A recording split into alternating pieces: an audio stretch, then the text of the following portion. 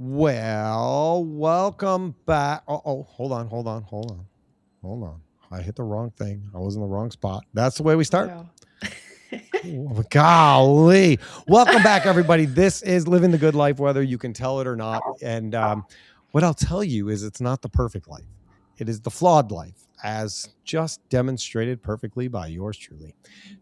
Almost ended the stream before we started. Then the mouse wouldn't work and I couldn't click off the background screen. And listen, sometimes we have intentions that things are supposed to go a certain way and they don't go the way that we thought they would. That's all part of living the good life. This is this is a conversation about what it actually looks like to live the good life, not the life that the world tells us is the good life, the life of the cars and health and money and trophy wives and perfect kids and all those sorts of things. No, this is the good life that Jesus calls us to live, which starts out with being humble and meek and recognizing that we don't have it all together, being poor in spirit and mourning for others and being meek in our situation and hungering and thirsting for righteousness and being merciful to those around us and being pure in heart only because God is pure in heart and being peacemakers, not just, peacekeepers. This is a life, a good life of knowing that you're blessed when you're persecuted on God's behalf, on Jesus's behalf, and realizing that when you get insulted for being like a follower of Jesus, that's a good thing because that means that you are living the good life that Jesus has called us to live. And that's what we talk about week after week after week as we are walking through the Sermon on the Mount and breaking things down. We also talk about life because we are not called to just memorize the words in the Bible, but to actually put them into action in our lives. It doesn't do you any good if you know all the words and you know the history behind them and you don't do anything about it. And so we want to walk through what it actually looks like to live the good life with God and with the people around us. And so that's what we do week after week. We have these conversations and we welcome everybody that joins us to chime in the chat to let us know that you're here. If you have questions, throw those questions out. We want to hear from you. We want to know what you're thinking, what is resonating with you, what you're learning, what the journey that God has you on is bringing to other people. What is your testimony? Because that's why God gives us the stories so that we can share them with other people. And that's how we got our guest for today. Faye Seaberg is joining us. I'm guessing that's how you say your name. I mean, I can't think of a different way to say it.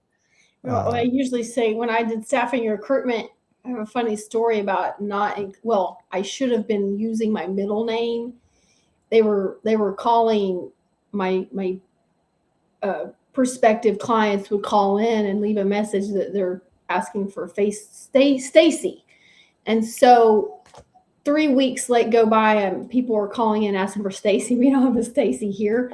And it was like, Faye, get in my office. What's your middle name? She's like, I said, Marie. She's like, from now on, leave your voicemail, Faye Marie Seaberg, because they were calling me Faye Stacy. They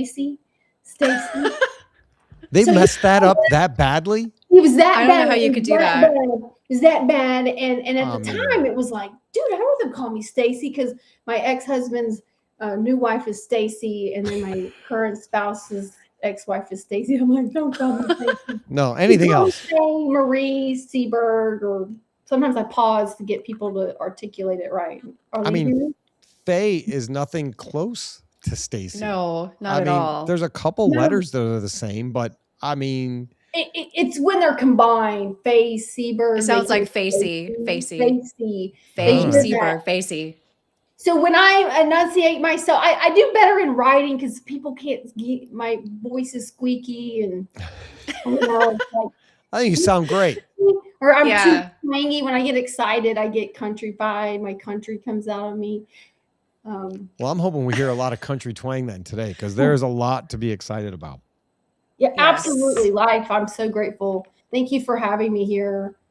Jen has always been someone I followed on LinkedIn. I was like, wow, she's amazing. Like, she shows up every day consistently. And that's what I feel like we lack sometimes in the call of God, being consistent and just knowing you through social, like, she's consistent today.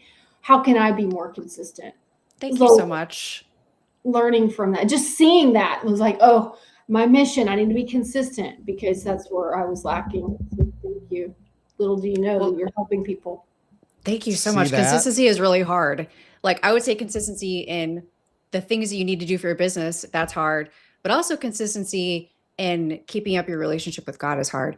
There's a reason he tells us to daily take up our cross and walk with him, right? So it's like, sometimes we get in these like good parts of our life, these good seasons, and we kind of forget that we need to be kind of like a marriage too, right? You have to practice love daily, practice your relationship with God daily. It can get, it's hard to do every day. It's like, I call it the relationship. My relationship with God is like that fitness relationship. It's boring sometimes, because the chicken, you're like trying to figure out a way to make a chicken like taste different and better. And okay, today we're gonna do this rice, complex carb pairs with protein, right? And so it's like being consistent in the boring sometimes, but I found this new level in just finding myself, that God wanted me to be in my dark space through being consistent in something that I want to do. I'm not advocating for marital or spousal abuse when I say this. This was a joke that I said when you were talking about being able to be like content in the everyday, right? Like when you're working out, you're just staying on that path, and maybe chicken is not always the most desirable meal. Maybe you get tired of it, right? I had a friend of mine who said that his wife was complaining that their life was just, mundane. It was mundane. And it annoyed me. And I said, and again, I'm not advocating for abuse. I said, push her down the stairs. She won't see that coming. Oh my gosh. Because really, I want mundane, right? Like, you know what's exciting? Cancer. Nobody wants that, right? Like, I want my good, simple life. That's the life that, like, that's okay, right? That we're supposed to have contentment in those situations, not go like, I need more excitement. That's why people go have affairs. That's why things fall apart, because we can't be content in the thing. So again, I was not really advocating for him to push his wife down the stairs. That was not my intention with that. No, that's a really good point. That's a good point. But we need to be okay where God puts us and what that looks like, because we will come to those points in our life where it gets really, really exciting and really, really stressful. Yeah. And then we are going to long for the mundane again. Yeah. Yeah. So Faye, I know that you have had a journey and you're doing really good things, but you've also had a journey of struggle yourself. So I want everybody and myself to kind of know your story deeply. So tell us where God has placed you. God has placed me in a place, I feel like a rhythm of connecting. I take this little bit from Mr. Rogers. He was asking his grandmother about during a time back in the early 60s, there was a lot of chaos going on. And he's like, Grandma, what do we do when there's chaos going on? And he's like, look for the helpers. There's no matter what's going on in our life, there's help. Find the helpers. The helpers are doing something. And one of the things that I saw God leading me down is a path of helping kids who need help. Because I was the kid that needed help growing up, and then the ripple effect. So where I have been going, I feel like was kind of drifting in life without God, because it was about me, and I wasn't directing my resources to really, who can I help? Who can I make an impact in my community? And I was like, the children. There's underserved children that just needs a push. And I didn't know this until just my dog, Chloe. I didn't know this until being in my own misery, in my own discomfort, and how truly our wreckage can be the crack that we need to push us. So where did you grow up? You grew up in Texas? Well, I grew up in California with my grandmother. She Well, was that'll do it. No, don't recommend it. Tax rates are really bad. No, but with all jokes aside, she served people. That was her business, and so What did she do? she owned a retirement center in Napa, and she provided breakfast, lunch, and dinner for the tenants. Okay. And so these were tenants that SSI California. It was like parents have these problems with these people, mental health, but they can manage to just have their room and board and just show up at the dinner table. They're not able to mentally pay bills and stuff like that. Anyway, so she ran that. So I grew up around the service industry, and where God is leading me is a deeper dive into, places that need light. Did your family, did you guys have a faith? Sorry, that was a lot of mumbling. Did you guys have a faith growing up? Were you raised in a Christian household? So yes, and then the way that it was presented, I didn't have Christmases. It was like Seventh-day Adventist, but it was like layers from that, and then it was Church of God, and it was Church of Yahweh, and it was Church of this. And I was a generation that physically saw the crash and burn of a church. So me revolting at 12 years old wasn't a disrespect, but it was me going, hey, like we find a lot of ourselves in life kind of not judging the churches, but judging it based off of the relationships that I had at such an early age. And so I feel like now God has positioned me in a place where children are needing help with their tutor to provide that. And whereas where I was going was more just, I'm gonna sell books, and I'm gonna once again live for self. But then it was like, God, I don't want that. I want to serve. I want to, how can we serve our community? No matter what we sell, how are we serving our community? How are we making an impact in, the things that Jen does and helps and make an impact in a masculine, industry that needs a little feminine touch, a little directive. Yeah. So what happened between so 12 years old, you kind of revolted from the many churches you were part of?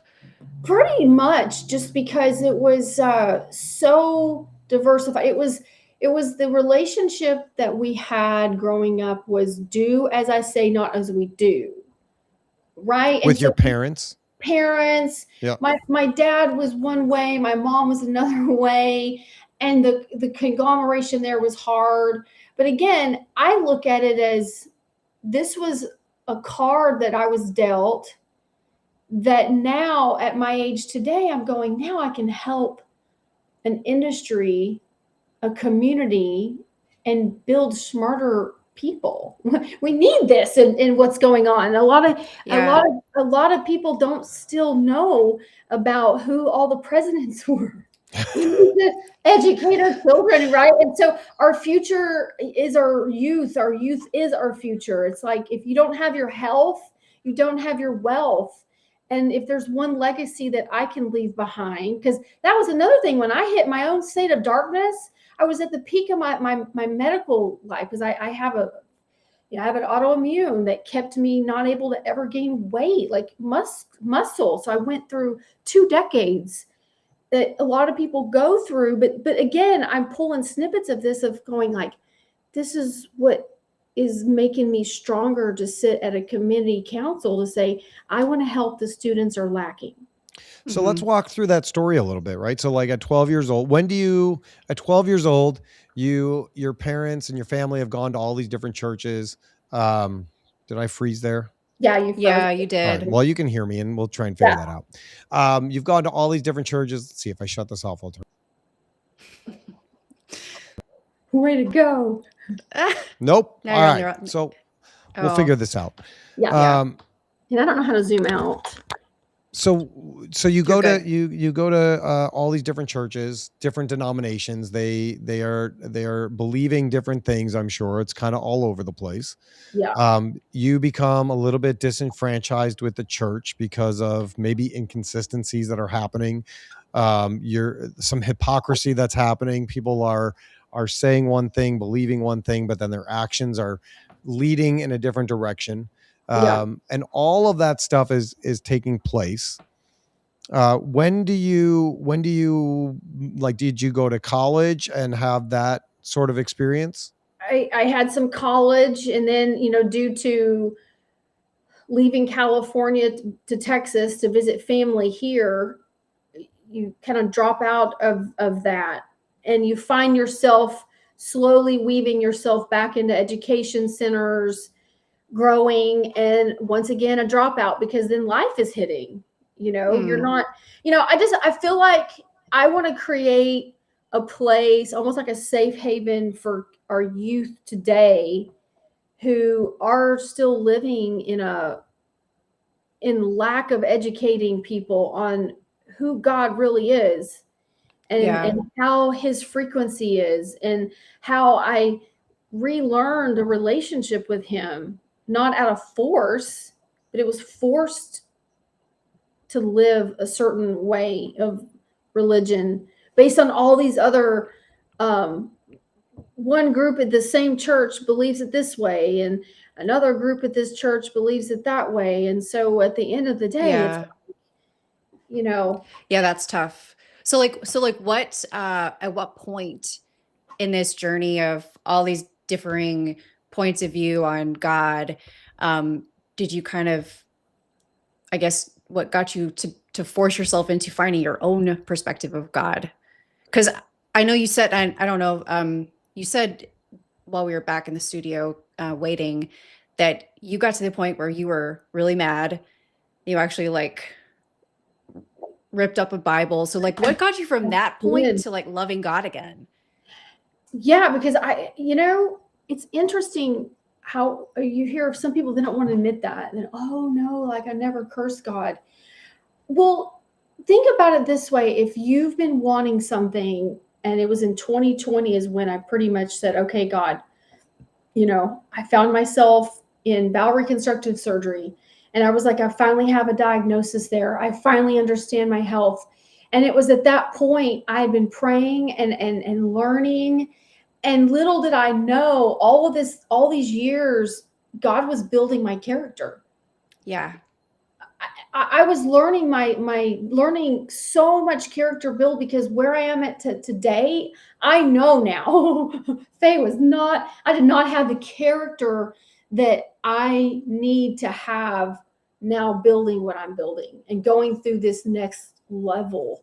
And I don't want to be that person that I told God in 2020, I'm not ready. But little did I know, I had to go through more fire, because I did make a promise to God. It was July 31st of 2020. I was sitting in that hospital room. You couldn't have anybody because it was the C word, right? COVID. Right. And nobody could visit you. And I'm sitting there going, okay, God, I don't know what you're doing for me. But because again, mind you, I had stepped away from him, but it was my first time saying the words. That's why I'm so big on words. I love words. Like, words are so powerful. This world was created through words, right? Yeah. And I told God, use me. I'll do whatever. But I didn't know, if he would have told me I would have gone through these other hurdles and then hit cancer, I would have been like, no. Right. And so truly, God doesn't do that, right? He gives us what we need for today, right? Like Jen and I think we talked about that last week. He gives us what we need for today, right? For today. Not for, 20 years from now, because you would look at that and say, no, I don't want to do that. Yeah. Like, that sounds terrible. I'm literally telling you what, I first time ever, like, actually getting scared of the shoes that I'm going to be walking into. Yeah. And that's when I'm like, okay, this is God's work. Because again, this time last year, I was going to leave Texas. I was heading out. I was going to go do my own thing.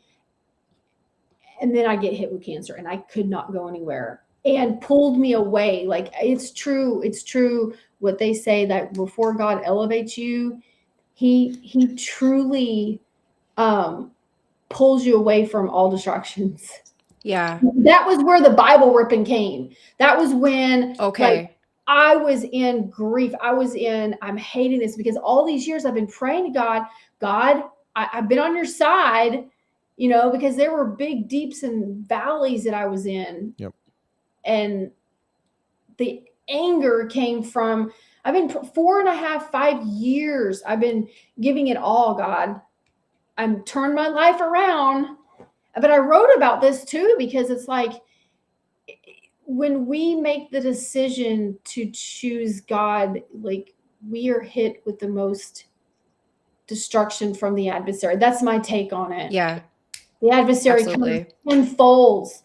And there were 4 different times that the adversary, that I finally understand how the adversary weaves his little self in and makes it pretty. And I'm like, dude, you don't even, nope, that was Satan. So what does that look like? What's the first time? Like, what leads up to it and what happens? Of when you get hoodwinked, you kind of feel hoodwinked, you get jaded, like, Yeah. something will happen, someone will say something, and it's like, But what was that for you? Like, if you're willing to share it. yeah. For me, it was things that I do believe in that war room, the moments, the prayer, Yep. the relationship that we have with God, because that's my prayer with him. Like, I will get pad, paper, I'm writing in my war room, candle on. It's literally, God, let's go. And things that I would pray about and talk to him in that surrender moment, I kid you not, things would start happening. Mm-hmm. God blesses us in action. Yeah. If we're just sitting down, putting no effort, like, he wants us to be fruitful. And I can't even believe I'm talking about this, because like a year ago, I was like, God, I don't need you. I'm gonna do it my way. It was a disaster. I lived a disastrous life. And I did this the other day, man. I was on where I can find it. I did you see how empty this is over here? Pretend like there's nothing here. This is my Yeah. and this was like from the time I was 20 all the way up until now. And I'm like, okay, God, I have a boring life up from now until then.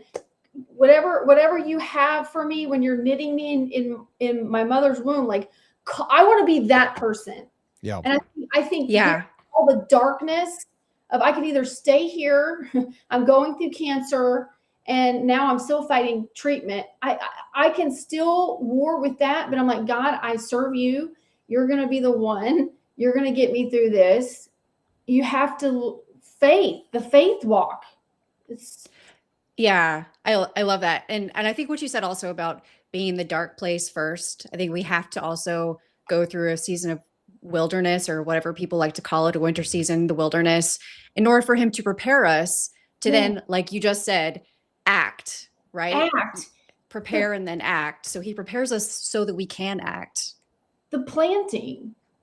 Yeah. There was a pastor that I started following. I'm like, oh my gosh, he talked about discernment. And I was like, and character build. Like, honestly, we have to get honest with ourselves, because like I kid you not, when your soul brushes up against death, it shifts us into a whole other parallel, that everything that you thought would matter all of a sudden dissipates. And you're like, okay, God, I want to.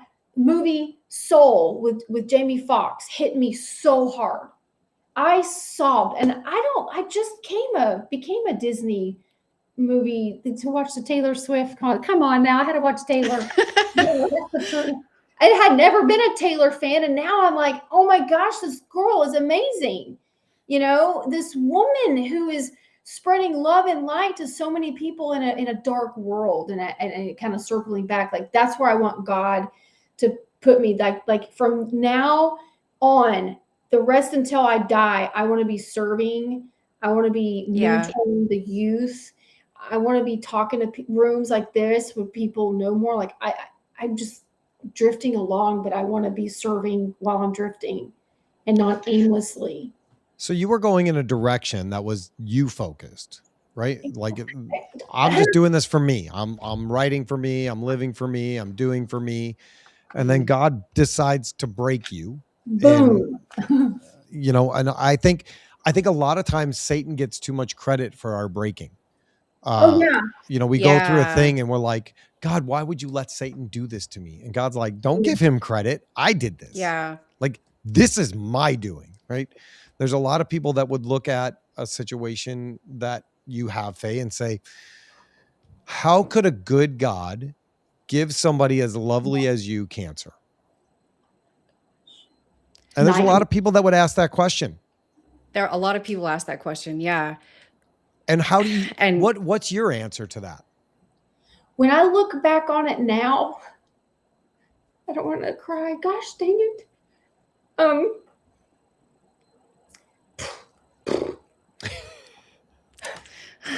It forces a person into submission. The character rebuild, I would not have shut up. It was almost like a dad saying, sit down.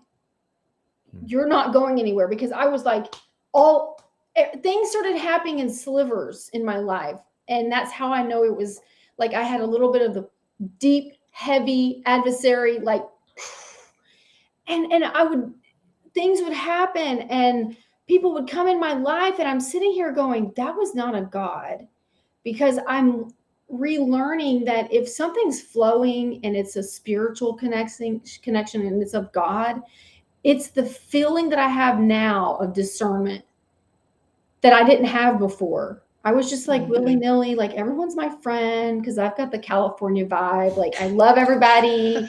But I feel like that always ruined my character before, because it was like people never took me serious, but I'm over here grinding, building, and that's why Matthew 6:1 is so powerful to me, because it's re-evaluating what I need to build. That when I'm building mission work, it's about building quietly and serving sincerely, not that I never did before, but it's truly to make an impact. And the death part, the mad and the anger was like, God, I've been praying to you. I want to know what I'm here for, what my true north is.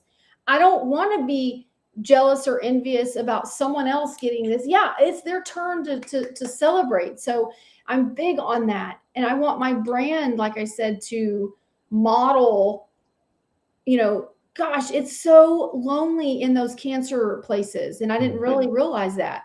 And I kept telling God, like, lead me to places that someone just needs a hug, a hug.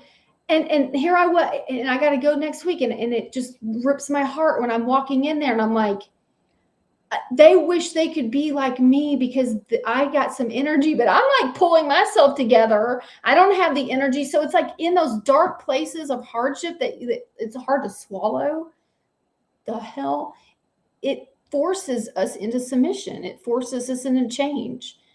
Like that's how it had to do to me. That's because God knows my personality. He knows, I want to lean into building and growing a stronger community. And I feel like all these years I've been wasting time, that the adversary's been putting pawns, and I've just been like, oh my gosh. And I feel like once I had that blindfold lift off of me and I see God in a different light, and I can't believe I'm talking about it, because I used to never be like, yeah, I love God. But you see what the difference of, like, man, he can transform a person, even somebody like me. Yeah. And Satan doesn't need us to not believe in God. He just needs us to be distracted from his goodness. Distracted. Yeah. And now I see it. Satan doesn't want to make our life hell, I don't think. He wants to give us little tidbits of nice little fleeting moments of happiness and exactly maybe what we want in the moment, and then like just to keep us distracted from needing God and submitting, Comfortable. Satan wants us comfortable. Yeah. Right. He wants us comfortable, because when you're comfortable, when you're sitting on the couch, You don't have a need in the world. Like, I'm just watching TV. I'm comfortable. Yeah. My feet are up. I got my bowl of popcorn. What else do I need? With I'm good. Right. you. And so you can forget about all the problems because I'm good. I don't Yeah. need anything. Satan wants to keep us comfortable. God wants to keep Yeah. us growing and sanctified. Right. But And we're never going to earn our salvation, but once we have our salvation, we have to get up and do things yeah. to bring God glory, not because he loves Amen. us more, but because we're in so much awe of God that we step into those things and Yeah. say thank you. Thank you, God, Yes.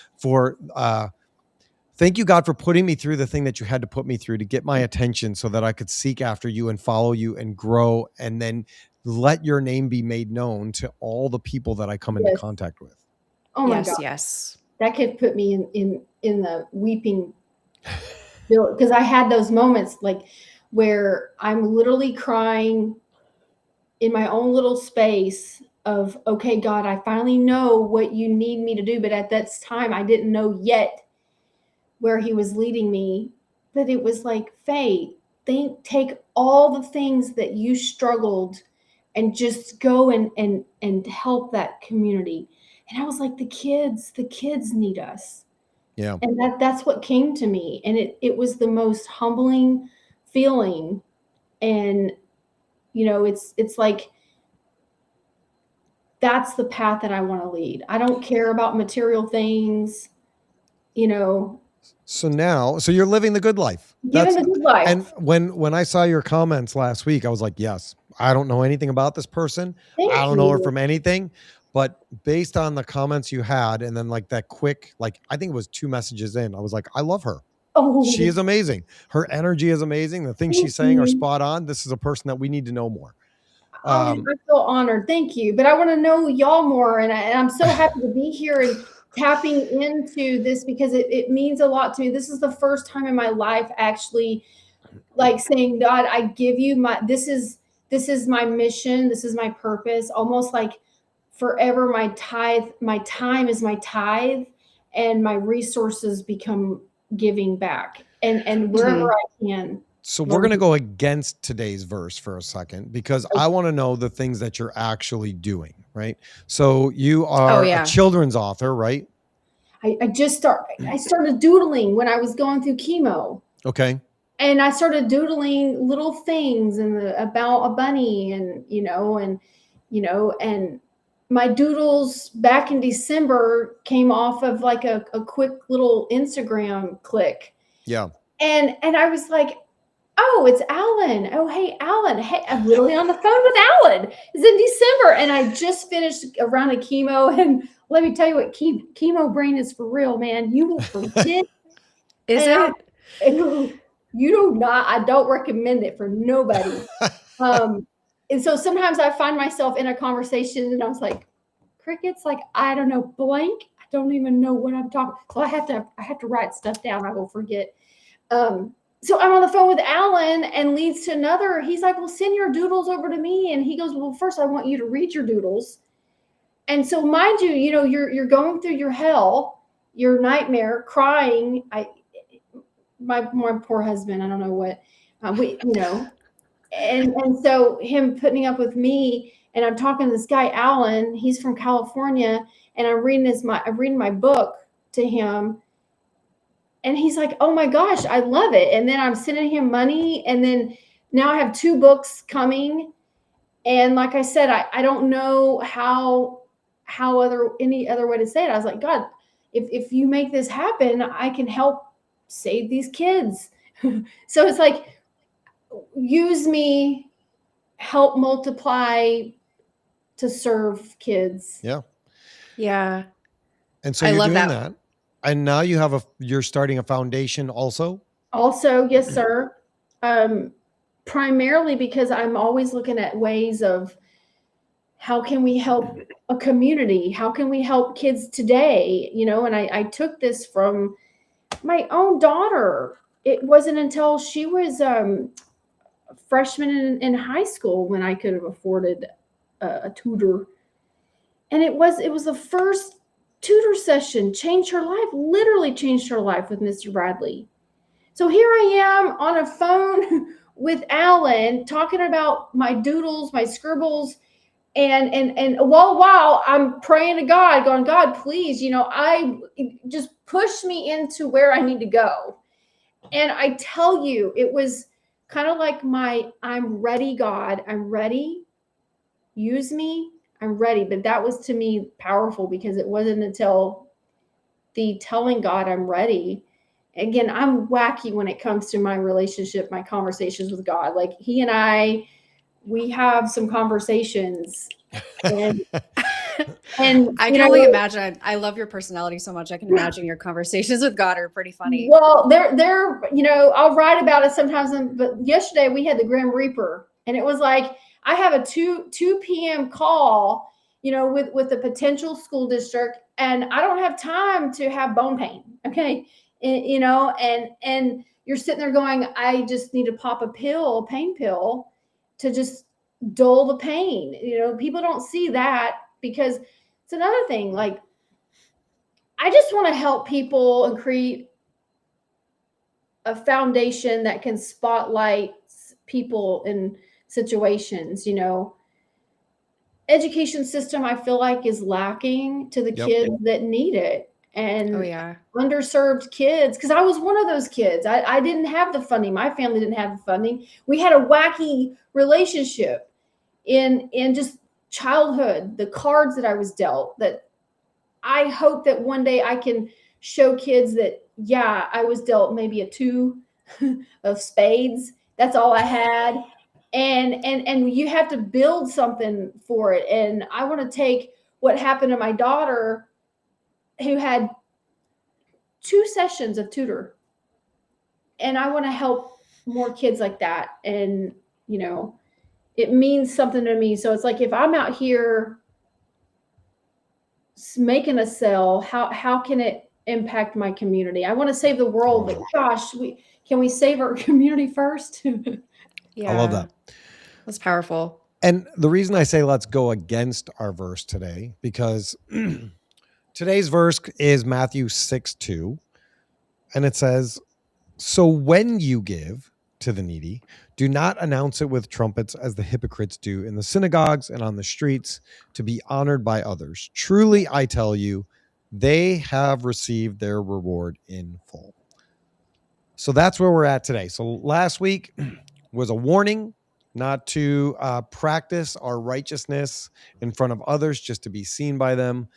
Because if you do, there's no reward from your Father in heaven. Today we see, so when you give to the needy, do not announce it with trumpets as the hypocrites do in the synagogues and the streets, to be honored by others. Truly, I tell you, they have received their reward in full. So, Jen, what do you see here?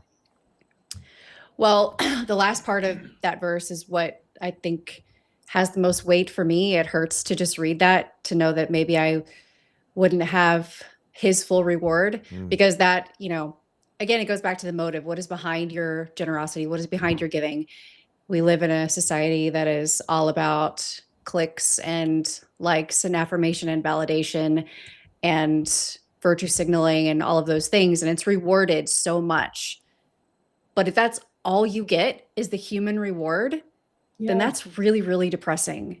And so for those people who, and also, like, it makes a lot of sense, I think, when you do receive those kinds of public validation and affirmation, it's it's the dopamine, and then it's the validation, and then you can actually, like, trick your brain into thinking that, generosity equals, like, righteousness, and my righteousness equals it. It makes it wrong. It can, I guess, permanently train your brain to think that public sort of stuff is the way to go, because that's what true righteousness is. But when your motive is God and bringing honor to him, then you get the eternal reward. And I don't, like, kind of like we talked about last week, I don't think that we're not allowed to do things publicly as long as it's for the right reasons. Because if that were the case, then we shouldn't be having this podcast, right? Because, so I think your heart posture and your motive of God being at the top and you're not chasing the earthly good life Yeah. that those types of acts can give, I think you'll be fine if that's truly your motive. Because if not, then if all you get is like the applause from humans, that's just cool. That's super depressing. I want a relationship with God forever, and I want to live in his kingdom, and I dream of the day that I die and I get to see him and he tells me that I've done well, you know? I Yeah. dream of that day. Yes. What do you think, Faye? So I love that ending that Jennifer just shared, because it's exactly what drove me into creating this new mission. I call it my next expansion, that this is my forever, because I was not happy if I would have died then and I went to God, and God, that cliche moment of like, God, you're not going to be proud of me. I didn't push, I didn't ask to know the person, that the version that you want of me, that you see me. I'm ready to be in that person. If you let me live, and this is my second chance at life. I text you this a little bit. I was like, I feel like I have my second chance of life. And God, please, I don't want to die. And that's what brought in that little soul cartoon on with Jamie Foxx. It's like he wasn't ready to die. Wait, he's dead now. Mm. He could do more, and he knew he was better and he was worth more. And so I think we limit ourselves because we're too comfortable. And I was so comfortable. I was living the good life, floating around with the world's good life, right? The good life that the world says that good you life, live. yeah. You know, one of the things I feel like I listen to way too much Joey Martin, if there's such a thing. Church of 1122. Every morning when I'm running, I listen to Joey Martin, and I love that guy. And you said something a second ago that makes me realize why I've heard him say that over and over and over again, is so that I can do a bad job of repeating it to you.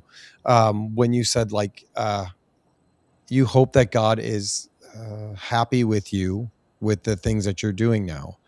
And what he has been reminding people about for a long time is that nothing that you do will make God love you more or love you less than he already does. Amen. And when Jesus was baptized, he had not done anything yet. He hadn't done any miracles. He hadn't spoken a sermon. He had lived a perfect life up until that point, right?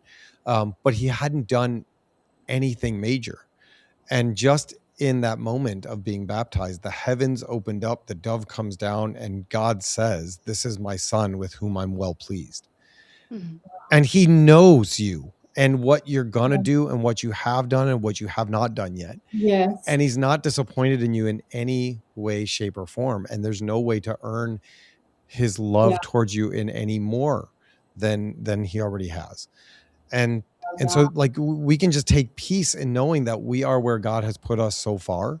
And there are other things that we can step into, and there are other things that we can do, but not for God's approval, so that he loves us more or loves us. He's never going to love us any less. I mean, in our worst, he sent his son to die for us and to take our sin and give us his righteousness. And so what can I possibly do that is going to be worthy of that?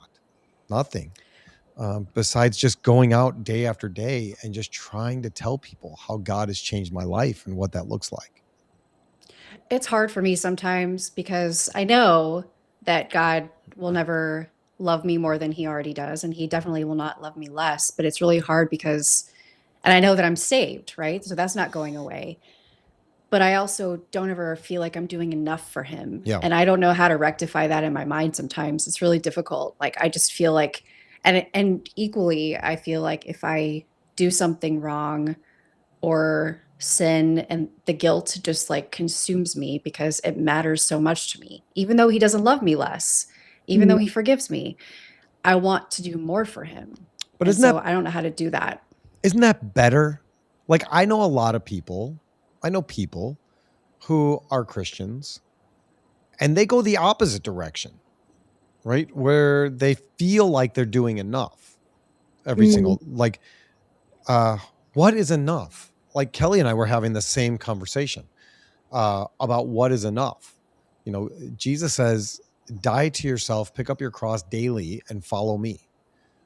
So when is that enough, right? Is it like, you know, I serve 1 day a week. Cool. What are you doing 6 days a week? 6 days. Yeah. Yeah. What are you doing in the other hours that you're not serving me? What are you doing? Are you spending more time serving yourself? Like, yes, you have to serve your family.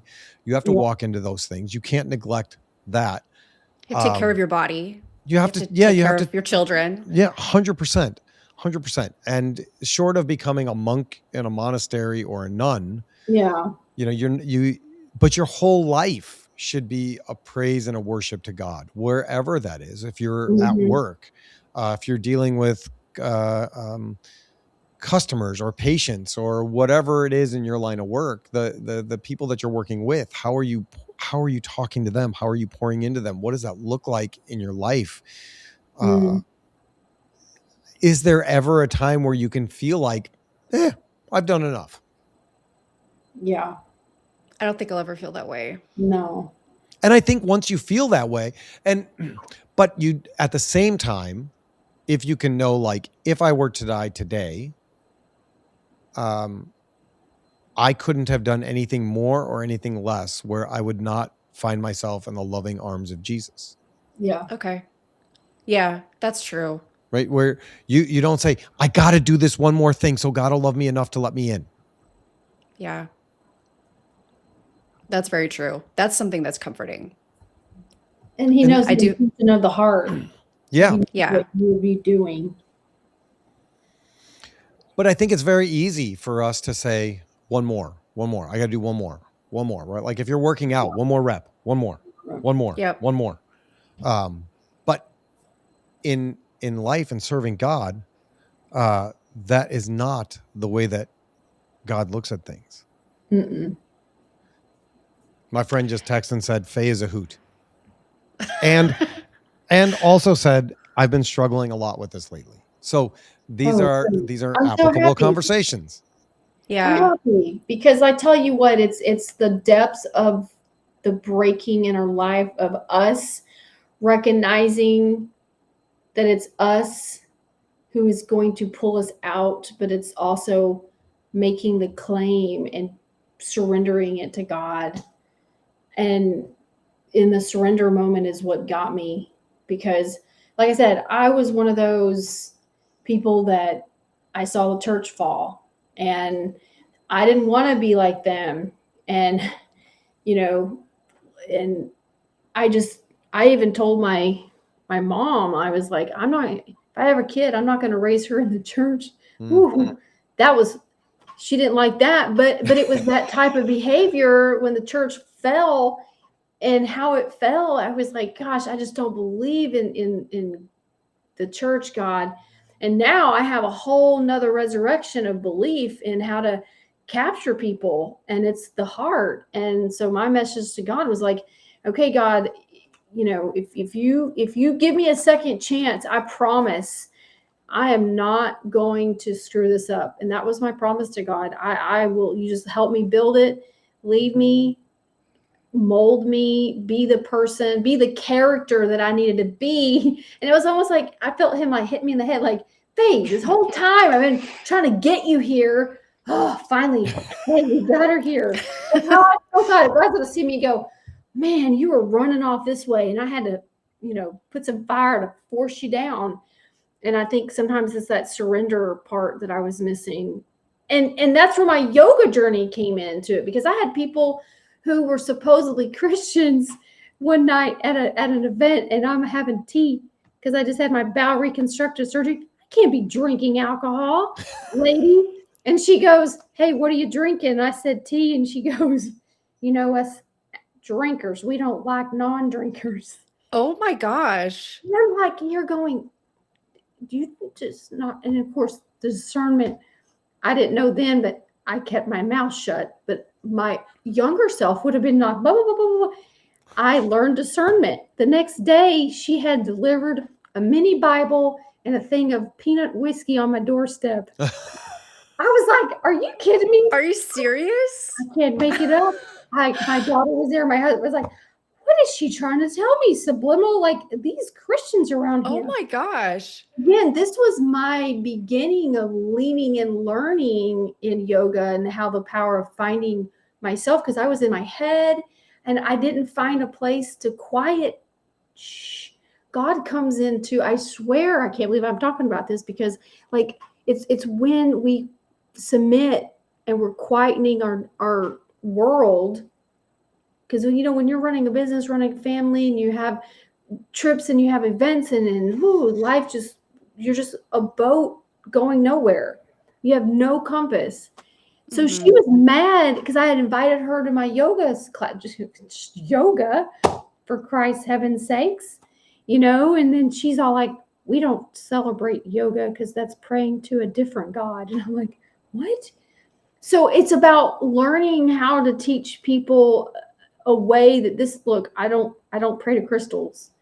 God is a force of the heaven. Like, I don't look at a crystal. And I'm getting off topic. See, I go off. No. I think what you're saying makes a lot of sense to me, because there are yogis, there are people that practice yoga for the religion, right? Yeah. And it is a religion, right? It is a religion unto itself. A lot of the poses are revolving around different gods and things to worship, and that's true. That's true. But not everybody that practices the fitness of yoga wants to be a yogi. Right. But it is good if it can help you to calm your mind and calm your breath and meditate and think about God and and focus your eyes on him in a quiet space. That's a good thing, right? Like yoga as a practice can just be really good stretching and really good working out your muscles. There's nothing that's saying that you are worshiping other deities, right? It's the same thing when I run in the morning and I do like a weight session. I am listening to scripture and I'm working out and I'm listening to worship music, and that's me spending time with God and with myself and getting myself focused for the day. And having said what I shared, my place in that was not now. Again, I'm a changed person, but when someone takes what you have passion in and tries to rewrite it, okay, it's not my time now to start proving to this old girl that I'm this is how I believe, this is what yoga, because yoga at the end of the day for me helped me find God in the quiet space, the stillness. The stillness, because my life was going. That's why I'm like, focus on you for a little bit, breathe, the oxygen mask comes down, you breathe first, save yourself. So I'm in that moment of a little selfishness. I'm focusing on how I can save myself, because I was a withering soul and I needed hydration. And I look at people as a soul now. I don't look at them as, yes, male, female, whatever, but I look at them as an individual soul. You're here for a purpose. Jen has a mission that God has put her on, and she's, cracking the code on that.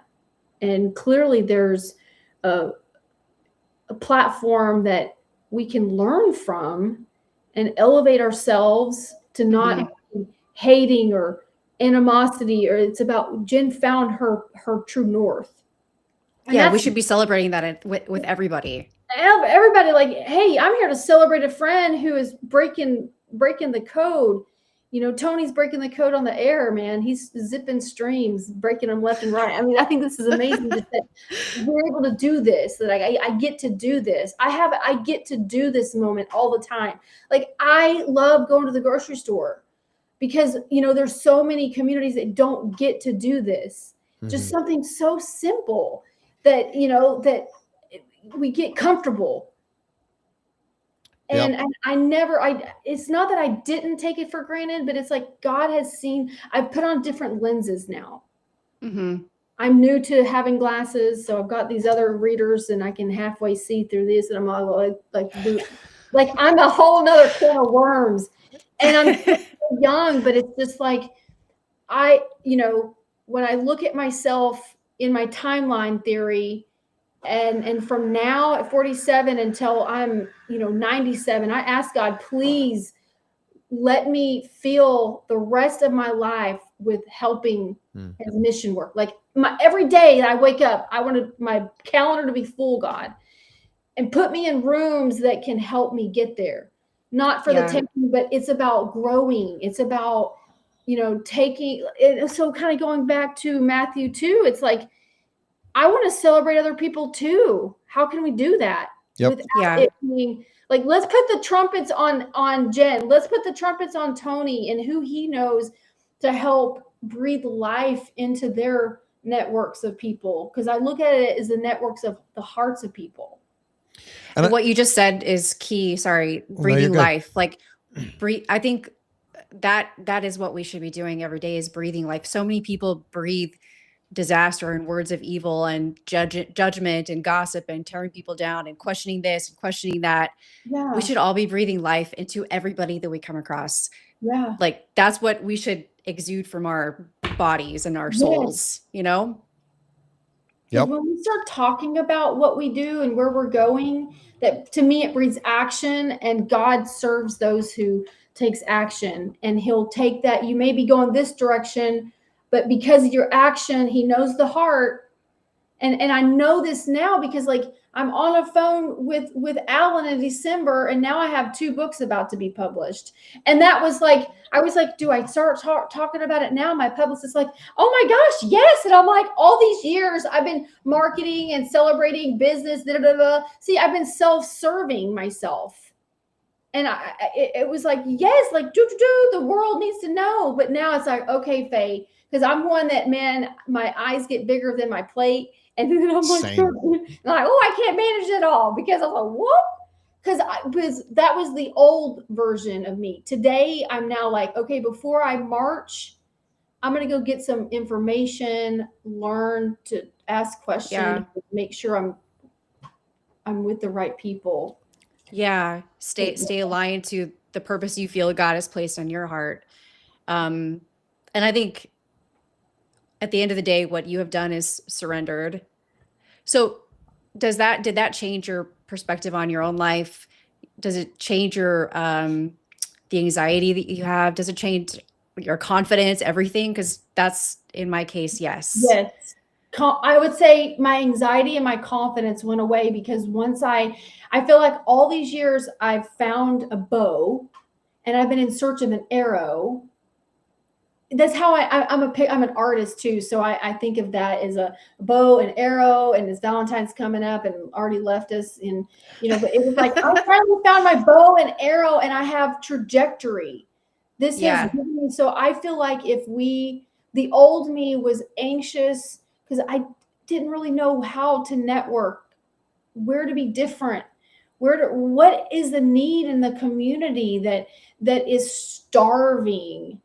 And it literally took me going through my own hardships in my own childhood of not having the financial means, to then, seeing the improvement that it happened to my daughter, to going, okay, God, I want to do mission work. I don't want to just make a sell. And then I'm like, okay, now what do I do with it? Oh, take another trip that I'm not going to enjoy.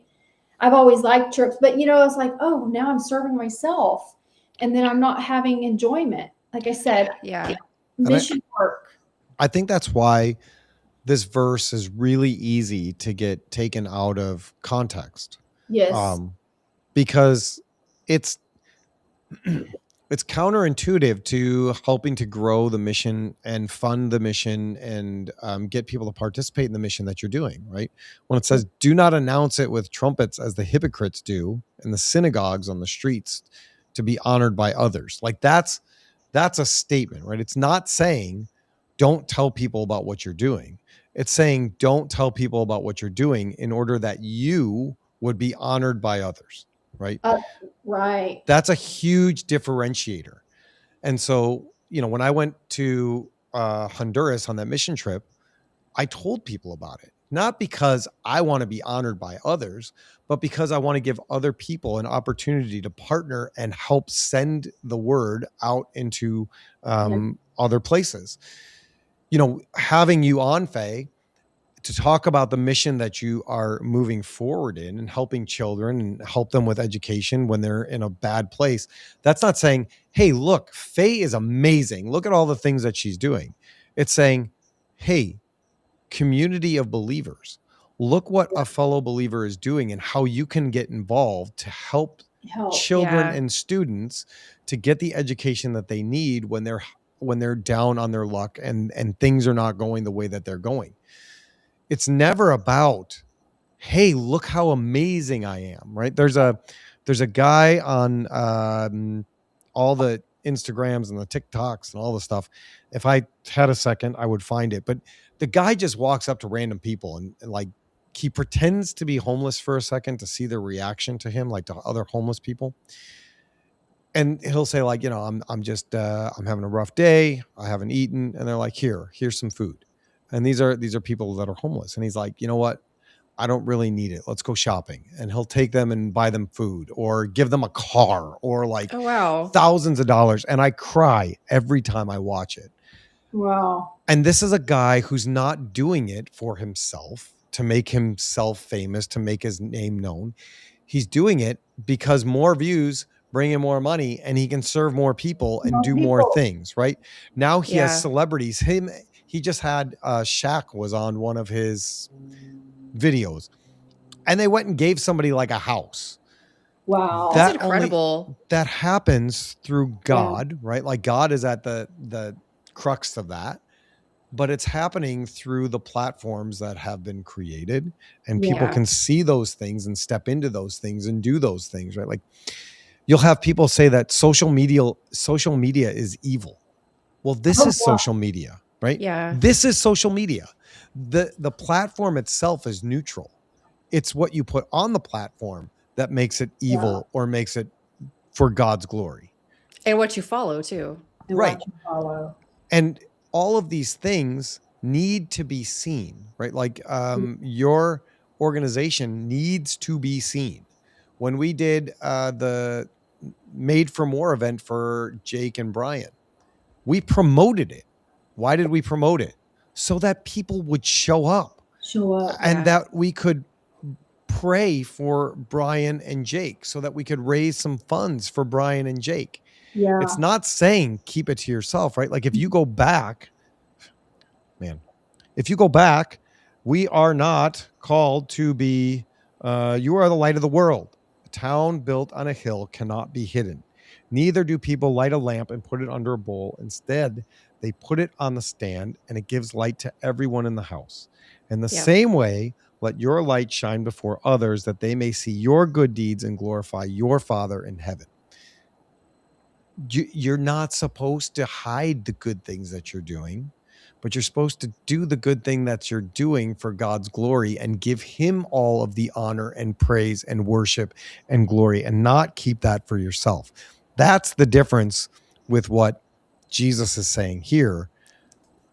Don't do what the hypocrites and the people in the synagogues are doing, which is taking the seat of honor for themselves and being the key of the attention, the focus of the attention, so that they could be honored by others.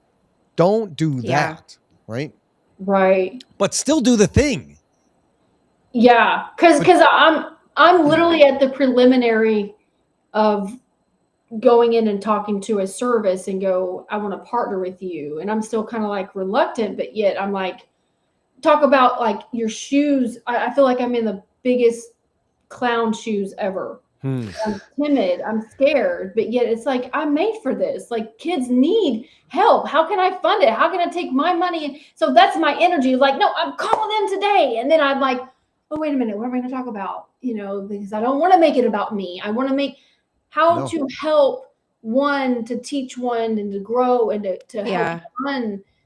And without having the Matthew 6:2 going, oh, I'm standing on the street corner because I'm huge on that. Like, I don't like to give.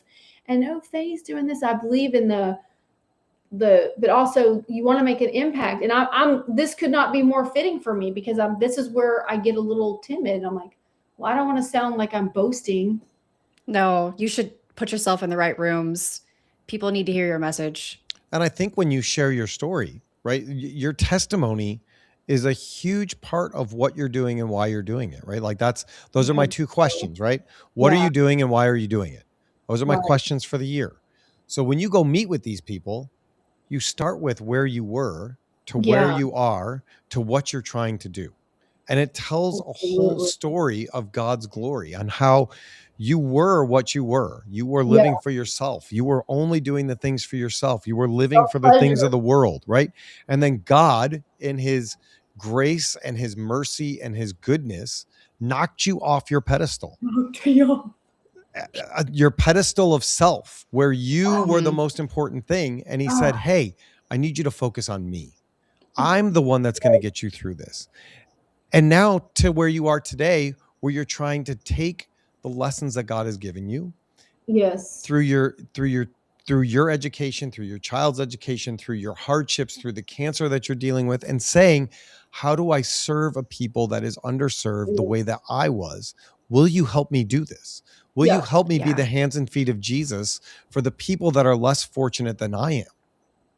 Yeah. And I'll also just reiterate the fact that God gave you your story for a reason, and he gave it to you so it could be part of your testimony and how you went from here to here, like he just said. Like we're supposed to tell our stories. We're supposed to tell them. 100%. Thank y'all. Y'all 100%. boosted my ego. Like I needed to hear that, because like I said, sitting here fighting for your own life, I don't go, oh, look at me. To me, I'm like, put the violin away. I don't need this. This is about work time. This is about go time. This is about who needs help. I feel like that's where my energy comes in now. People are like, so how are you doing? I'm like, well, I'm waiting on treatment, but meanwhile, I can be doing more. Yep. Let me serve those people. So it's about taking your own hardship and giving it to God. And I tell you, he knows your heart, and he knows what you're wanting to do and what you want to be known for. Mm-hmm. And he is going to get the glory. This is him. This isn't me. Like, everything that I'm doing is him. It's his work, because I know when I was in the muck, the mayhem, the dark, having no direction, no compass, and just drifting, to now actually going, God, I want to wake up today. I'm excited. I have a meeting to talk to about someone that I can have a forever friendship, that, hey, I'm helping them grow. I'm showing up for them, because that's what I want to be known for. I don't want to be known for the billiard girl. Like, what? I was offended at that. I was like, wait, they think I'm just a billiard girl? And the way they said it, I was mad. I was like, that also gave me a little piss and vinegar in my soul. I was like, no, I don't want to be known for just the billiard girl, God. Like, I'm more. I want to help find hearts that need you. And again, that's the testimony of, you have to have that own for yourself. Yep. And you have to be willing to share the things that God has given you. Yeah. Because the scripture says that there will not be anything added to or taken away from the Bible, right? But we are additions to the stories of the Bible. Like, you look at all of the quote unquote heroes of the Bible, and we know their stories. Yeah. And all of them were broken messes of humans, right? Jesus was the only one that wasn't a mess of a human. The rest of them, God used the broken to do miraculous things. Yeah. In John 9, it says there's a man, and he is sitting on the side of the road, and Jesus is with the disciples, and his disciples look at Jesus and they say, Rabbi, who sinned, this man or his parents, that he was born blind? And Jesus responds, neither this man nor his parents sinned, but this happened so that the works of God might be displayed in him. As long as it is day, we must do the works of him who sent me. Night is coming when no one can work. While I'm in the world, I am the light of the world. So Why, again, we go back to that question, right? Why would a good, perfect, holy God allow cancer into the world? Well, so that the works of God might be displayed in them. Yeah. So that God will be glorified through those things, through Amen. hearts being changed, through prayers that are offered in those awful circumstances. Yeah. God has a plan to use all of that pain, whether we recognize it in the moment or Yeah. not, is irrelevant, right? For Yeah. years, this poor guy from birth, we don't know how old he was, but he was blind from Wow. birth to whatever this is. And Jesus says, nobody did anything wrong here. This man was born blind for this exact moment. And it goes on. So Jesus, after saying these things, he spit on the ground, made some mud with his saliva, and put it on the man's eyes. And he said, wash in the pool of Siloam, which means sent. And so the man went and he washed and he came home seeing. And his neighbors and those who had formerly seen him begging asked, isn't this the same man who used to sit and beg? Some claimed that he was, and others said, no, he only looks like him. But he himself insisted, I am the man. How then were your eyes open? They asked. He replied, the man they called Jesus made some mud, put it on my eyes. He told me to go to Siloam and wash. I washed, and then I could see. Where is this man? I don't know. And it goes on. And then they go get his parents and they question him. And they're like, how did they do this? And he's like, I don't know. But all these other people came to know Jesus through his blindness, through his ailment, that he could then share that story with the whole community.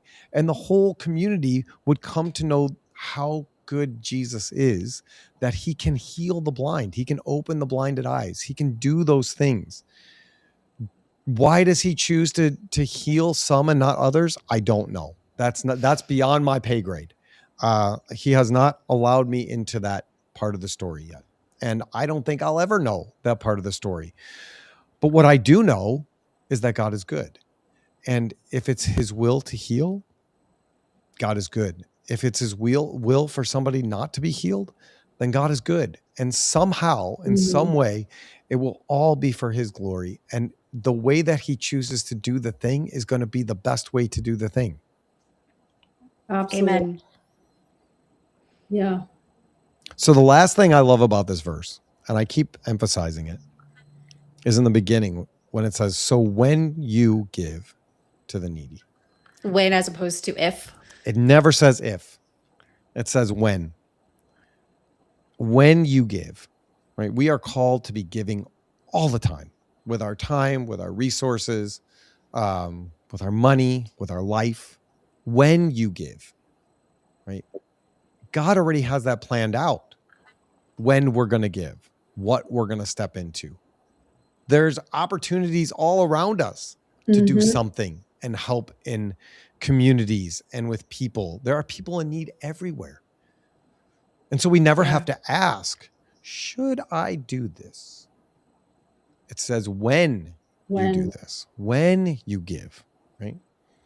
I think that's such a huge word. Yeah. Yeah. Is when. Yeah. It's an action. Yes. Action.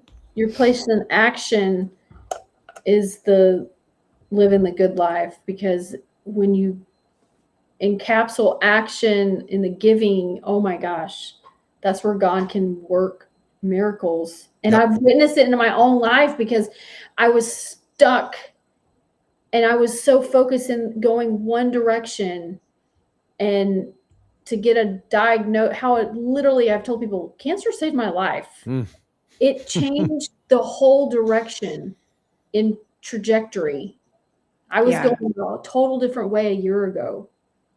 And literally 8 months today, I'm sitting here and I'm talking about it, and I'm like pinching myself. I can't believe I'm even talking about this. Yep.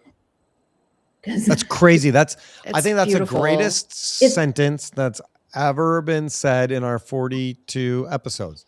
Cancer saved my life. Cancer saved my life. Yeah. That's beautiful. And I say it with humble because one of the things that got me through my own hard was hearing other people's hard.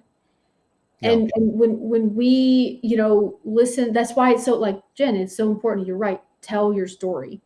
And I'm reminding about that too, because I just hope that I can make someone's life a little bit better to turn their life to God. Like, I know you're having a hard day, but tough love today, because that's how I had to talk to myself. I know you're having a hard day mentally, and you some days it's like, you just go to sleep, wash your face, go to sleep, brush your teeth, the simple things that I had to remind myself. But hearing someone else's story brought me to, like, okay, they're going through that. I can at least do this. And I'm not, like, it's not about one-upping people, but man. Yeah. But your story does that for people too. Hearing your hope, story. I hope so. I really hope so. But in the meantime, God used me to just help somebody else who's going through maybe a different hardship. Because, like, I witnessed my daughter, and she's like, "Oh, Mom, I can't believe you're doing this." I'm like, "I can't believe I'm doing it. I can't believe I'm still fighting cancer." But again, it's about, as long as you have me here, God, use me. Let me be your vessel, and let me be in the right rooms and how can I help those people?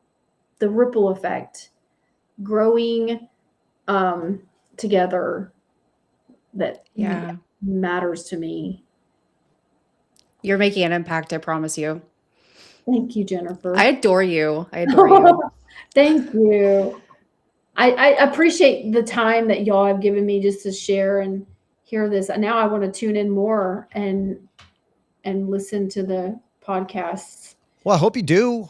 I mean, Absolutely. and always chime in with thoughts and opinions and things that are going on. I think it's you are a testament to the words that say Jesus is talking to his disciples, and he says, "I've told you these things so that in me you may have peace.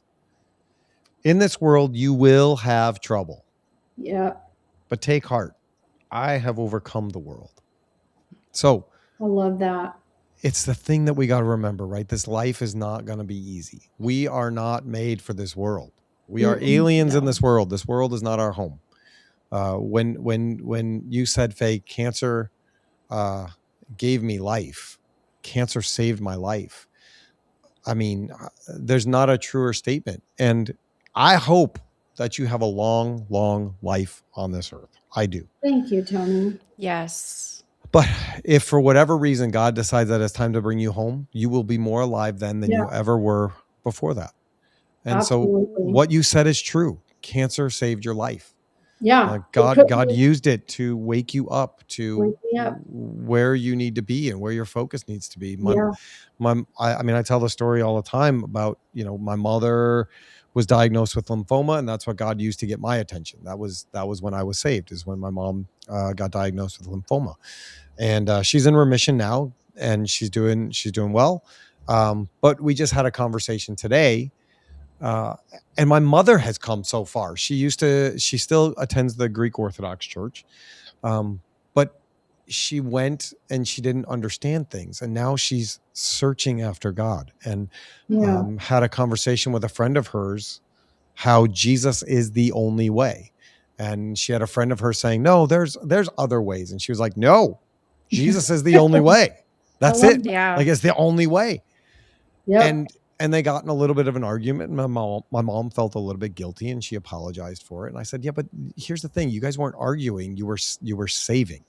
You were telling them these things because you care and you love them, and you don't want them to be led astray or thinking that they're safer than they really are.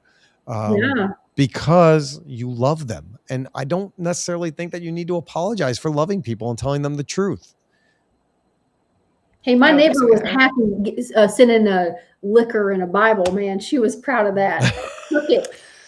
I took the constructive criticism, and I just said, "Okay, God, you let me learn from this moment." And so I think we all should just go in with a blank canvas in conversations. And I tell you, it's been a lesson for me to grow up how I grew up, because I have more compassion on people who have a little challenging talking about God, because I was that person. Yeah. Yeah. Is your neighbor, the one that gave you the Bible and whiskey, are they believers? Do they go to church? Oh yeah. So here's what I also think. Here's what I think. I She never think invited me to her church either. So go. I think that I struggle with church people sometimes. Yeah. Yes. Yeah. Yeah, Yes. yeah. I think a lot of us struggle with church people sometimes. And I think, I don't know this woman from anything. I never heard this story before you told me. She's a sweet soul. That's what I'm saying. I Love her don't to death. think she was trying to be a jerk. No. I mean, the whiskey part, maybe. Once you said, And when it you was said, really good, by the way. I was like, I know. I like the Don't peanut butter drink whiskey. It's alcohol. actually good, but you Yeah, told her you couldn't have it. So Right. Matt, I was at her party sipping tea because I just 2 weeks from having bowel reconstructive surgery. No, lady. yeah, You Yeah. know, and maybe that was Oh. like her. I don't know. I don't know what that part is Like, about. you But drink this when you're fully healed or something. maybe, right? yeah, Maybe. read the Bible. Do that Maybe. instead of yoga. Like, So I get that part. Because, like we said before, there are a lot of people that practice yoga as a religion. And so for her, she might be saying, here's a better way, right? Let me give you this Yeah. Bible, right? Right. Her heart could have been in the right place with that. Is it really the best way to go about it? Maybe No. not. But as believers, we also get to have some grace and be able to give people the benefit of the doubt in certain things. And that might, wow, that is a very long message in Russian. It's or not something. in English either. Yeah. Yeah, that's one to translate and comment on later. Man, that was a long one. It's really long. Either Russian or Polish or something. I don't know. It's something that's not English. But, I think that's a warning, right? For us, for Christians, that we need to be careful the way that we're stepping into conversations with people. absolutely. Because we don't know where they are in that We moment. And we don't Right. want to offend people.